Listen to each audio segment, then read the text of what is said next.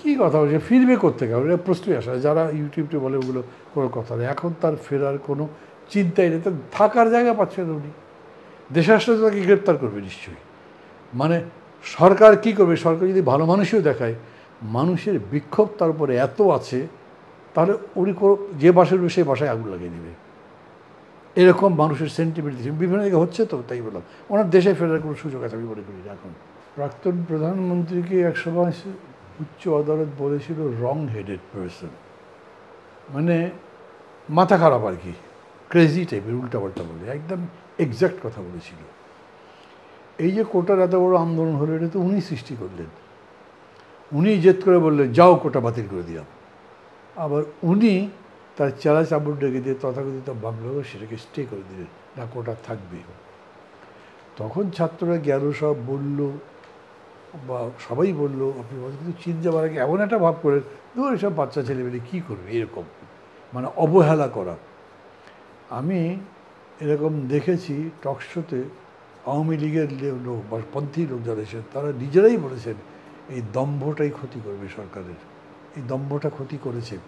শেখ হাসিনা চূড়ান্তভাবে দাম্ভিক, চূড়ান্তভাবে ক্ষমতালিপ্সু, এবং ক্ষমতার জন্যে রক্তের গঙ্গা বইয়ে দেওয়াই তার জন্যে কোনো সমস্যা না, এতখানি তিনি ক্ষমতালিপ্সু। এবং একই সাথে তিনি অনেক মিথ্যাচার করেন, লাগাতার মিথ্যাচার করেন। এই যে ভাবটা করলেন, শেখ হাসিনা পালায় না, শেখ হাসিনা তো আগেও পালিয়েছিলেন।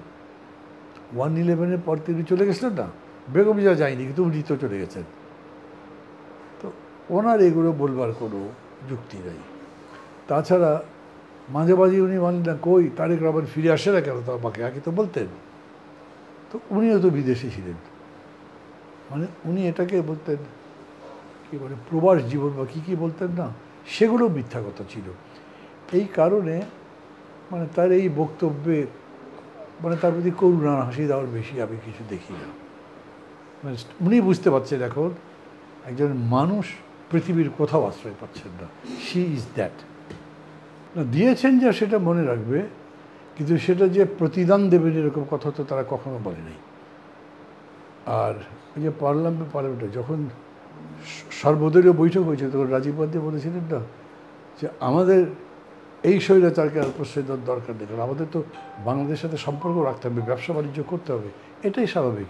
নতুন সরকার গঠিত হওয়ার সাথে সাথে সর্বপ্রথম সম্ভবত তাকে অভিনন্দন জানিয়েছেন এই সরকার, কী বলে এই মোদির সরকার। পলিটিক্সটা এমনই, এটা নিষ্ঠুর, কেবল দিয়ে যাবেন, নিতে পারবেন না আপনি, you are condemned. Sheikh Hasina আন্তর্জাতিক রাজনীতির ক্ষেত্রে এতই অন্যায় করেছেন, ভুল করেছেন, তার মূল্য দিচ্ছেন। ভারত কেন তাকে প্রশ্রয় দিতে হবে? ভারত তো এখন চাইবে যে সরকার আসছে তার সাথে সম্পর্ক ভালো করতে। তাকে মানে এই সরকারের পক্ষ থেকে যদি দাবি করা যে শেখ হাসিনাকে এখনই ফিরিয়ে দেওয়া হোক, তার তো বড় অব্লিগেশন, তিনি রাখবেন কেন? শেখ হাসিনার নামে তো এতগুলো মানুষের যে হত্যাকাণ্ড, তার জন্য তার বিচার হতে পারে, উনি একটা আসামি হতে পারে যে কোনো দিন, যে কেউ মামলা করলে। তখন কোথায় আছেন উনি? ইন্ডিয়াকে বলবে তোমার ঘরে আছে, এটা ঘোষিত, সেন্ড হার ব্যাক। কী করবে তার ইন্ডিয়া? পরিস্থিতি হবে, মামলা হবে, মামলাতে যে রায় হয় সেটাই হবে। উনি নিশ্চিতভাবেই সেখানে যাবেন না, কারণ তার গ্রেপ্তারের ভয় থাকবে। মানে এটাকে উনি কীভাবে অ্যাভয়েড করে, উনি কখনোই বুঝতে পারেননি যে তার সমস্যা তার কত বড় হতে পারে। সবাই বোঝাবার চেষ্টা করেছে, ওই আবার বলছি ক্ষমতার দম্ভ তাকে এমন জায়গায় নিয়ে গেছে যে উনি মানুষকে মানুষ মনে করতেন না, কাউকে কেয়ার করতেন না। এখন তার সব হিসাব দিতে হবে, এটা হলো তার একটা প্রকাশ। না এটা হয়েছে কি, মানে এ তো সত্যিই যে অভ্যুত্থানটা এমন জায়গায় গেছে যাকে কন্ট্রোল করবার কোনো উপায় ছিল না। মানে যখন কারফিউ দিয়েছেন মানুষ কারফিউ মানে নেই, তারপরে যখন একদম গুলিতে মেরে ফেলছেন তখন বাচ্চা বাচ্চা ছেলে মেয়েরা বলছে কত জীবন রক্ত লাগবে তার দেব। মানে এটা তো একটা অবিস্মরণীয় অভ্যুত্থান, এরকম পৃথিবীর ইতিহাসের একটা উদাহরণ হওয়ার মতো ঘটনা ঘটেছে।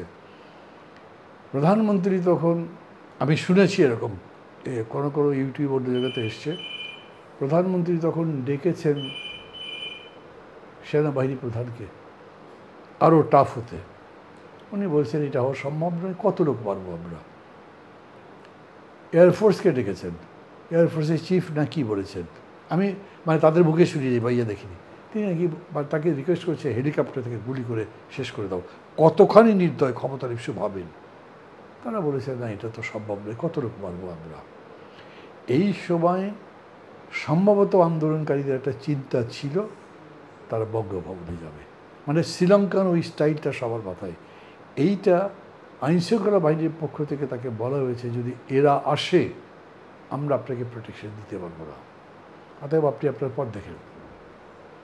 এবং ভয়ে, জানের ভয়ে ওই বঙ্গভবনের উপরে হেলিকপ্টারে উঠে উনি চলে গেছেন।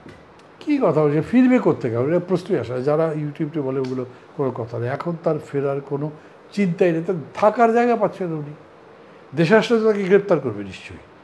মানে সরকার কি করবে? সরকার যদি ভালো মানুষও দেখায়, মানুষের বিক্ষোভ তার উপরে এত আছে, তাহলে উনি যে বাসায় উঠবে সেই বাসায় আগুন লাগিয়ে দেবে।